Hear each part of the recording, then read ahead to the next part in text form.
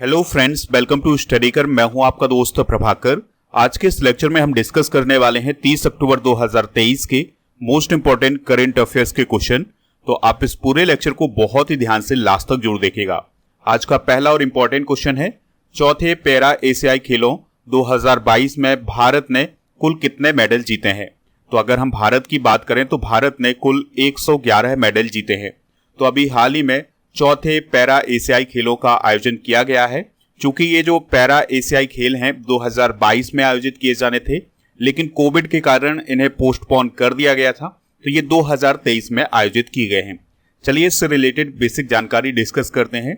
तो इसका आयोजन हांगझाऊ शहर चाइना में किया गया है और यह इसका चौथा संस्करण था। इसका आयोजन 22 से 28 अक्टूबर तक किया गया है। सबसे अधिक मेडल चाइना ने जीते हैं 521 मेडल। अब आपसे क्वेश्चन पूछा जा सकता है कि पैरा एशियाई खेल 2022 का शुभंकर यानी मस्कट क्या था। तो आंसर है इसका फेई फेई। दोस्तों, इसका मोटो था हार्ट मीट ड्रीम्स साइन। और इस प्रतियोगिता में कितने देशों ने हिस्सा लिया था? तो 43 देशों ने हिस्सा लिया था। पैरा एशियाई खेलों का मतलब ये है कि ऐसे एथलीट इसमें शामिल होते हैं जो दिव्यांग होते हैं। दोस्तों, आपको याद रखना है कि जो पैरा एशियाई गेम्स हैं उसकी शुरुआत 2010 से हुई थी और 2023 में जो ओपनिंग सेरेमनी हुई थी उसमें भारतीय दल के जो ध्वजवाहक थे वो थे पारुल परमार और अमित सरोहा। तो ये बेसिक पॉइंट हैं जो कि आपके एग्जाम के पॉइंट ऑफ व्यू से इंपॉर्टेंट है, तो आप इन्हें नोट कर लीजिएगा। चलिए दोस्तों, अब हम मेडल टैली को भी एक बार डिस्कस कर लेते हैं। तो मेडल टैली में अगर हम बात करें तो पहले स्थान पर चाइना है, दूसरे पर ईरान, तीसरे पर है जापान, चौथे पर साउथ कोरिया है और पांचवें स्थान पर है भारत। तो भारत की पोजीशन जरूर याद रखना है। पहले स्थान पर कौन था ये भी आपको याद रखना है। तो चाइना की अगर हम बात करें तो चाइना ने कुल टोटल 521 मेडल जीते हैं, जिसमें से उसके 214 गोल्ड मेडल हैं, सिल्वर 167 हैं और ब्रॉन्ज 140 हैं। इंडिया की बात करें तो इंडिया ने 29 गोल्ड, 31 सिल्वर और 51 ब्रॉन्ज मेडल जीते हैं। इस प्रकार से उसके 111 मेडल हो जाते हैं। तो दोस्तों, जो इंडिया के मेडल हैं उनको आप जरूर नोट करिएगा कि कितने गोल्ड हैं, कितने सिल्वर हैं, कितने ब्रॉन्ज हैं। आप इस पूरे लेक्चर को बहुत ही ध्यान से लास्ट तक देखिएगा। लास्ट में आपसे क्वेश्चन पूछा जाएगा जिसका आंसर कमेंट बॉक्स में देना है। अगर आप चैनल पर पहली बार आए हैं तो सब्सक्राइब कर लें, बेल आइकॉन भी दबा लें, जिससे आपको समय पर सबसे पहले नोटिफिकेशन मिल सकेगा। पीडीएफ के लिए आप हमारे टेलीग्राम चैनल से जुड़ सकते हैं। आपको टेलीग्राम पर जाना है, स्टडीकर ऑफिशियल सर्च करना है तो हमारा चैनल मिल जाएगा और इस चैनल को ज्वाइन करना है तो आपको पीडीएफ भी मिल जाएगा। आपके लिए एक बहुत ही बड़ी खुशखबरी है कि आपके चैनल स्टडीकर की जो ई बुक है उसको लॉन्च कर दिया गया है। तो ये जो ई बुक है ये सितंबर माह की करंट अफेयर्स की ई बुक है। ये आपके एग्जाम की दृष्टि से बहुत ही इंपॉर्टेंट ई बुक होने वाली है, क्योंकि इसमें हर उस टॉपिक को कवर किया गया है जो आपके एग्जाम की दृष्टि से बहुत ही महत्वपूर्ण था। सबसे स्पेशल बात यह की गई है कि इसके इंग्लिश वर्जन को भी लॉन्च किया गया है। तो अब इसका इंग्लिश वर्जन भी आपको उपलब्ध हो जाएगा। तो ये ई बुक मिलेगी हमारे ऐप पर। तो आप ऐप को इंस्टॉल कर लीजिएगा प्ले स्टोर से, या फिर डिस्क्रिप्शन बॉक्स में इसका लिंक दिया गया है तो वहां से भी आप इंस्टॉल कर सकते हैं। जैसे ही आप इस ऐप को इंस्टॉल करेंगे, सारी जानकारी भरेंगे, उसके बाद आपको कुछ इस प्रकार का इंटरफेस दिखाई देगा।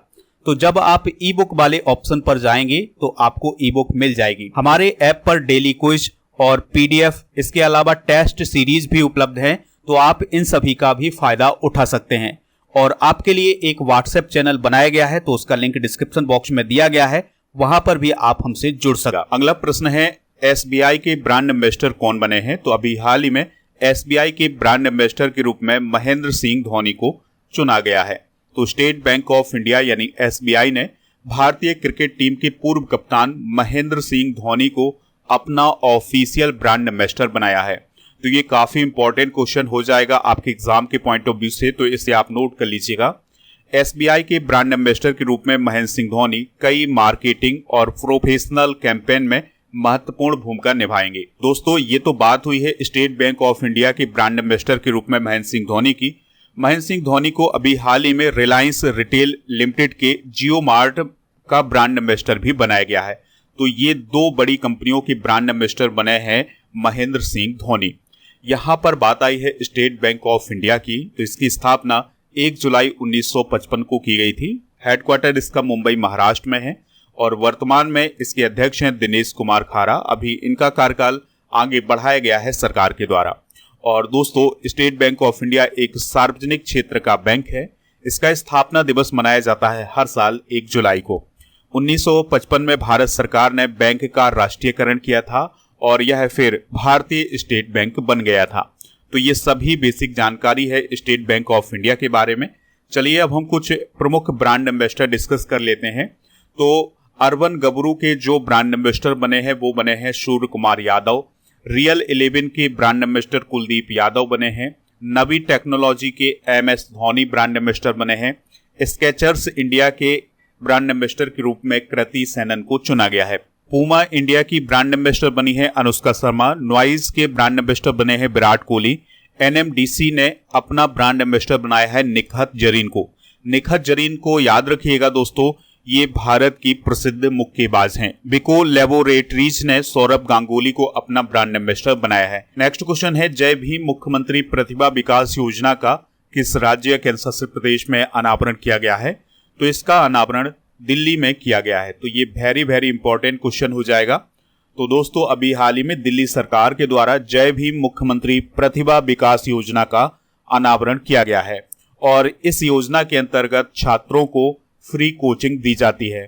तो जो SC, ST, OBC और EWS श्रेणी के छात्र होते हैं उन्हें फ्री कोचिंग की सुविधा प्रदान की जाती है। दोस्तों, इस योजना का या इस पहल का उद्देश्य है प्रतियोगी परीक्षाओं की तैयारी कर रहे छात्रों को फ्री कोचिंग प्रदान करना, या जो प्रवेश परीक्षाओं की तैयारी कर रहे हैं छात्र उनको फ्री कोचिंग प्रदान करना। यहाँ पर बात आई है दिल्ली की, तो दिल्ली से रिलेटेड कुछ इंपॉर्टेंट करंट अफेयर्स भी डिस्कस कर लेते हैं। तो दिल्ली के जो पर्यावरण मंत्री हैं गोपाल राय जी, उनके द्वारा अभी हाल ही में 1 महीने के लिए औद्योगिक प्रदूषण विरोधी अभियान शुरू किया गया था। दिल्ली सरकार ने सभी प्रकार के पटाखों पर पूर्ण प्रतिबंध लगा दिया है। दिल्ली सरकार ने कक्षाओं में मोबाइल फोन के इस्तेमाल पर भी बैन लगाया हुआ है। दिल्ली के जो मुख्यमंत्री हैं अरविंद केजरीवाल, तो उन्होंने लंबित बिलों के लिए एक मुश्त निपटान योजना का अभी हाल ही में अनावरण किया था। और कृषि मंत्री नरेंद्र सिंह तोमर जी के द्वारा नई दिल्ली के दिल्ली हाट में मिलेट्स एक्सपीरियंस सेंटर को लॉन्च किया था। तो ये दिल्ली से रिलेटेड करंट अफेयर्स हैं। चलिए अब बात करते हैं दिल्ली की बेसिक जानकारी की। तो दिल्ली की जो कैपिटल है वो है नई दिल्ली। मुख्यमंत्री है अरविंद केजरीवाल और ये आम आदमी पार्टी से अपना संबंध रखते हैं। उपराज्यपाल है विनय कुमार सक्सेना। दोस्तों, यहां पर विधानसभा की 70 सीटें हैं। नेक्स्ट क्वेश्चन है, टाटा ग्रुप ने आईफोन की मैन्युफैक्चरिंग के लिए ताइवान की किस कंपनी की भारतीय इकाई का अधिग्रहण किया है? आंसर हो जाएगा इसका विस्ट्रॉन। तो दोस्तों, ताइवान की एक कंपनी है जिसका नाम है विस्ट्रॉन, तो वो आईफोन बनाने का काम करती थी। तो उसकी जो भारतीय इकाई थी उसका अधिग्रहण अभी हाल ही में टाटा ग्रुप के द्वारा किया गया है। यानी टाटा ग्रुप भारत में अब आईफोन बनाएगा। एप्पल की सप्लायर रही है विस्ट्रॉन कंपनी, तो उसकी भारतीय इकाई और उसकी फैक्ट्री का अधिग्रहण जो किया गया है टाटा ग्रुप के द्वारा वो 27 अक्टूबर 2023 को किया गया है। और दोस्तों, दोनों कंपनियों के बीच में जो ये डील हुई है ये $125 मिलियन यानी करीब 1000 करोड़ रुपए में हुई है। टाटा समूह की बात करें यानी टाटा ग्रुप की बात करें तो इसको स्थापित किया गया था 1868 में और यह एक निजी व्यावसायिक समूह है। हेडक्वार्टर इसका मुंबई महाराष्ट्र में है और 50 से अधिक देशों में इसकी उत्पादन और सेवाएं मिलती हैं। इसके संस्थापक थे जमशेद जी टाटा और इसके वर्तमान में अध्यक्ष और प्रबंध निदेशक हैं नटराजन चंद्रशेखरन। तो ये बेसिक जानकारी है टाटा ग्रुप से रिलेटेड। नेक्स्ट क्वेश्चन है, किस राज्य सरकार ने CM ग्रिड्स योजना को लागू करने के लिए URIDA की स्थापना की है? आंसर हो जाएगा उत्तर प्रदेश। तो दोस्तों, कुछ समय पहले उत्तर प्रदेश की सरकार के द्वारा CM ग्रिड्स योजना को शुरू किया गया था या लॉन्च किया गया था। तो इस योजना की देखरेख के लिए और इस योजना को सही तरीके से लागू करने के लिए URIDA की स्थापना की गई है। तो इसे हम शहरी सड़क बुनियादी अवसंरचना विकास एजेंसी भी बोलते हैं। दोस्तों, अक्टूबर 2023 में यूपी कैबिनेट ने सभी शहरों में अंतर्राष्ट्रीय मानकों की सड़कें बनाने के लिए 500 करोड़ की CM ग्रिड्स योजना को मंजूरी दी थी। यानी CM ग्रिड्स योजना का जो उद्देश्य है वो है अंतर्राष्ट्रीय मानकों को ध्यान में रखते हुए सड़कों का निर्माण करना। तो इसके लिए ही URIDA बनाया गया है। इसका जो कार्यालय होगा वो स्थानीय निकाय निदेशालय लखनऊ उत्तर प्रदेश में किया जाएगा और इसकी जो बैठकें होंगी उसकी अध्यक्षता मुख्य सचिव के द्वारा की जाएगी। बात आई है उत्तर प्रदेश की, तो उत्तर प्रदेश के करंट अफेयर्स को भी एक बार रिवाइज कर लेते हैं। तो कुछ पुराना करंट अफेयर्स रिवाइज करने वाले हैं। तो उत्तर प्रदेश के पहले इंटरनेशनल ट्रेड शो का आयोजन ग्रेटर नोएडा में किया गया है। उत्तर प्रदेश सरकार के द्वारा अयोध्या में मंदिर संग्रहालय बनाया जाएगा। उत्तर प्रदेश के अयोध्या में 8 सितंबर को सरयू नदी में जटायु क्रूज सेवा शुरू की गई है। ऑपरेशन कन्विक्शन का संबंध उत्तर प्रदेश से है। उत्तर प्रदेश की जेलों का नाम बदल करके सुधार गृह किया गया है। अगर आपसे पूछा जाए कि ऑनलाइन शिक्षा कार्यक्रम पहल का संबंध किस राज्य से है, तो उसका संबंध उत्तर प्रदेश से है। उत्तर प्रदेश की बेसिक जानकारी भी डिस्कस कर लेते हैं। तो उत्तर प्रदेश का फॉर्मेशन हुआ था 24 जनवरी 1950 को। कैपिटल इसकी लखनऊ है। गवर्नर है आनंदीबेन पटेल। योगी आदित्यनाथ चीफ मिनिस्टर हैं। लेजिस्लेटिव काउंसिल की जो सीटें हैं वो हैं 100 और लेजिस्लेटिव असेंबली की जो सीटें हैं वो हैं 403। राज्यसभा की 21 सीटें हैं और लोकसभा की 80 सीटें हैं। नेक्स्ट क्वेश्चन है सेबेलियर डांस ला आड्रे डेस आर्ट एट डेस लेट्रेस पुरस्कार किसे दिया गया है? आंसर हो जाएगा ऋचा चड्ढा को। तो दोस्तों एक्ट्रेस हैं ऋचा चड्ढा, तो उन्हें कला के क्षेत्र में उनके महत्वपूर्ण योगदान के लिए फ्रांस की गवर्नमेंट के द्वारा सेबेलियर डांस ला आड्रे ड्रेस आर्ट एंड डेस लेट्रेस पुरस्कार से सम्मानित किया गया है। दोस्तों ऋचा चड्ढा की एक फिल्म थी जो कि 2015 में रिलीज हुई थी, उसका नाम था मसान। तो वह एक इंडो फ्रेंच सह उत्पादन वाली फिल्म थी। तो इस फिल्म को 2015 में कांस फिल्म फेस्टिवल में प्रदर्शित किया गया था और इसे 2 पुरस्कार भी मिले थे। तो याद रखिएगा कि अभिनेत्री ऋचा चड्ढा को फ्रांस की गवर्नमेंट के द्वारा अभी हाल ही में सेबेलियर डांस ला आड्रे डेस आर्ट एंड डेस लेट्रेस पुरस्कार दिया गया है। तो हाल ही में प्रदान किए गए प्रमुख पुरस्कारों की बात करें तो सुधा मूर्ति को ग्लोबल इंडियन अवार्ड से सम्मानित किया गया है और सुधा मूर्ति जी ग्लोबल इंडियन अवार्ड से सम्मानित होने वाली पहली भारतीय बनी है। रुई किस्यांग झांग को शस्त्र रामानुजन पुरस्कार से सम्मानित किया गया है। नजमा अख्तर की बात करें तो उन्हें शिक्षा के क्षेत्र में लाइफ टाइम अचीवमेंट पुरस्कार से अभी हाल ही में सम्मानित किया गया है। विजयवाड़ा रेलवे स्टेशन को ग्रीन रेलवे स्टेशन सर्टिफिकेट प्राप्त हुआ है। प्रवीणा अंजना मिस इंटरनेशनल इंडिया 2023 चुनी गई हैं। सत्यजीत मजूमदार की बात करें तो उन्हें doctor BG Patel memorial award 2023 से सम्मानित किया गया है। यहाँ पर बात आई थी फ्रांस की, तो चलिए फ्रांस के बारे में भी कुछ इंपॉर्टेंट पॉइंट डिस्कस कर लेते हैं। तो यह यूरोप महाद्वीप में स्थित एक कंट्री है। कैपिटल इसकी पेरिस है। राष्ट्रपति हैं इमानुअल मैक्रोन और यहाँ की जो प्राइम मिनिस्टर हैं वो हैं एलिजाबेथ बॉर्न। और फ्रांस के पड़ोसी देशों की बात करें तो Belgium, Luxembourg, Germany, Switzerland, Italy और स्पेन इसके पड़ोसी देश हैं। नेक्स्ट क्वेश्चन है मेरा हाओ चोंगबा उत्सव किस राज्य में मनाया गया है? तो यह है मणिपुर राज्य में मनाया गया है। तो दोस्तों मणिपुर में हर साल मेरा हाओ चोंगबा उत्सव मनाया जाता है और दोस्तों यह बड़े हर्षोल्लास से मणिपुर में मनाया जाता है और इसका जो उद्देश्य है कि जो पहाड़ी जनजातियां हैं और जो घाटी के लोग हैं उनके बीच संबंधों को बढ़ावा देना, यानी उनके बीच जो संबंध है उनको और मजबूत करना। बात करते हैं मणिपुर में मनाए जाने वाले अन्य प्रमुख त्योहारों की, तो गेंग नगाई, लुई नगाई नी और योशांग, थाबल चोंगबा और हेइक्रू हिंतोंगबा कैटरीना और निंगोल चक कोबा और चुम्फा महोत्सव, ये सभी जो उत्सव हैं ये मणिपुर में मनाए जाते हैं। चलिए बात करते हैं मणिपुर की बेसिक जानकारी की। तो कैपिटल है इसकी इम्फाल। राज्यपाल हैं सुश्री अनुसुईया उइके। मुख्यमंत्री हैं एन बीरेन सिंह। ये भारतीय जनता पार्टी से रिलेटेड हैं और इसकी स्थापना 21 जनवरी 1972 को की गई थी। मणिपुर में एक बहुत ही फेमस झील है जो कि एग्जाम में कई बार आई हुई है। नाम है उसका लोकटक झील। तो दोस्तों यह मणिपुर के विष्णुपुर जिले में स्थित है और यह विश्व की एकमात्र झील है जो तैरती हुई झील के नाम से प्रसिद्ध है। मणिपुर की लोकेशन आप ये देख सकते हैं, यहाँ पर स्थित है मणिपुर। कैपिटल इसकी इम्फाल यहाँ पर है और मणिपुर के जो पड़ोसी राज्य हैं वो हैं नागालैंड, मिजोरम और असम। और इसकी सीमा म्यांमार से भी लगती है। अगला क्वेश्चन है, सुल्तान इब्राहिम सुल्तान सिकंदर किस देश के नरेश यानी किंग चुने गए हैं? आंसर हो जाएगा मलेशिया। तो मलेशिया के शाही परिवारों ने सुल्तान इब्राहिम सुल्तान सिकंदर को देश का नया राजा चुना है। वो अगले साल 31 जनवरी को वर्तमान में जो राजा हैं अल सुल्तान अब्दुल्ला उनका स्थान ले लेंगे। मलेशिया में नरेश जो होता है या जो राजा होता है वो सरकार के साथ अधिकृत प्रमुख के रूप में काम करते हैं, यानी एक प्रकार से राष्ट्रपति के रूप में काम करते हैं। मलेशिया की अगर हम बात करें तो कैपिटल इसकी कुआलालंपुर है और प्रधानमंत्री हैं अनवर इब्राहिम। करेंसी है मलेशियाई रिंगिट और ये जो मलेशिया है ये दक्षिण पूर्व एशिया में स्थित है। मलेशिया को अगर आप यहाँ पर देखेंगे तो दो अलग अलग हिस्सों में बटा हुआ है, बीच में है साउथ चाइना सी।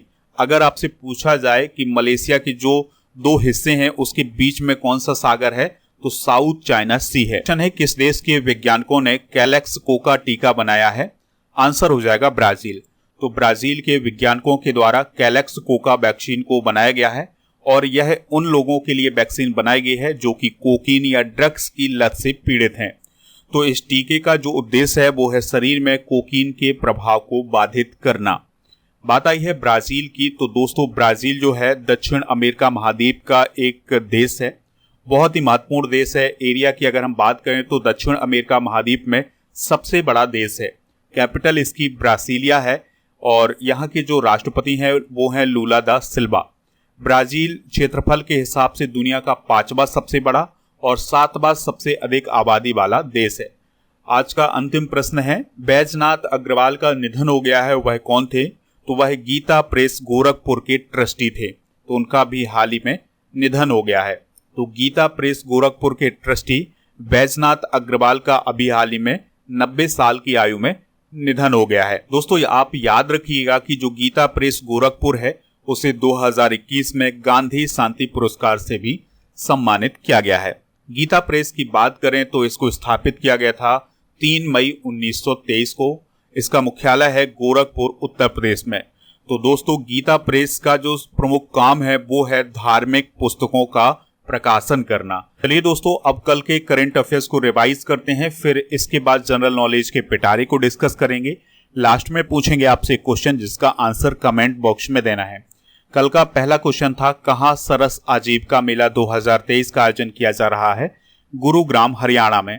एयरबस ने भारतीय एरोस्पेस क्षेत्र में प्रतिभा विकास को बढ़ावा देने के लिए किस आईआईटी के साथ समझौता किया है? तो आईआईटी कानपुर के साथ। किसने वैश्विक शिक्षक पुरस्कार 2023 के लिए 10 फाइनलिस्टों में एक के रूप में स्थान ग्रहण किया है? आंसर हो जाएगा दीप नारायण नायक ने। कहाँ भारत के पहले पूर्ण महिला पुलिस स्टेशन के 50 साल पूरे होने पर जश्न मनाया गया है? तो केरल में। वैश्विक शोध फर्म स्टेटिस्टा के अनुसार फिनटेक यूनिकॉर्न में भारत कौन से स्थान पर है? तो भारत तीसरे स्थान पर है। केंद्रीय शिक्षा मंत्री धर्मेंद्र प्रधान ने किस राज्य में 124 पीएम श्री स्कूलों का शुभारंभ किया है? हरियाणा में। किस शहर में वनों पर संयुक्त राष्ट्र मंच की बैठक आयोजित की गई है? देहरादून में। किस शहर में देश का पहला नौसेना सौर संग्रहालय बनाया जाएगा? लखनऊ में। चौथे एशियन पैरा गेम्स में किस एथलीट ने पुरुषों की 1500 मीटर T11 रेस में गोल्ड मेडल जीता है? अंकुर धामा ने। किस देश के पूर्व प्रीमियर ली केकियांग का निधन 27 अक्टूबर 2023 को हो गया है? आंसर हो जाएगा चाइना। तो ये थे कल के करंट अफेयर्स के क्वेश्चन। आज के जनरल नॉलेज के पिटारे में हम डिस्कस करेंगे खेल और उसमें खिलाड़ियों की संख्या। तो कबड्डी में 7 खिलाड़ी होते हैं, लाक्रोस में 12, हैंडबॉल में 7, खो खो में 9, सैपक टकराव में 3, स्नूकर में 1, बॉक्सिंग में 2, जिम्नास्टिक में 8, फुटसल में 5, रग्बी फुटबॉल में 15, पोलो में 4, वाटर पोलो में 7 और वॉलीबॉल में 7। तो ये है खेल और उनसे संबंधित खिलाड़ियों की संख्या। दोस्तों कल के करंट अफेयर्स में जो क्वेश्चन पूछा गया था वो था कि दादा साहब फाल्के अवार्ड 2021 किसे दिया गया है? तो इसका आंसर था वहीदा रहमान। तो इसका आंसर सभी लोगों ने वहीदा रहमान बताया हुआ है। तो इसी प्रकार से आपसे जो क्वेश्चन पूछा जाए उसका आंसर आप कमेंट बॉक्स में जरूर बताइएगा। तो आज का क्वेश्चन है, इमैनुअल मैक्रोन किस देश के राष्ट्रपति हैं? तो जो भी इसका राइट आंसर हो कमेंट बॉक्स में जरूर बताएं। हमें इंतजार रहेगा आपके आंसर का। लेक्चर पसंद आया हो तो आप इसे लाइक करें, शेयर करें सभी दोस्तों को, सभी सोशल मीडिया प्लेटफॉर्म पर।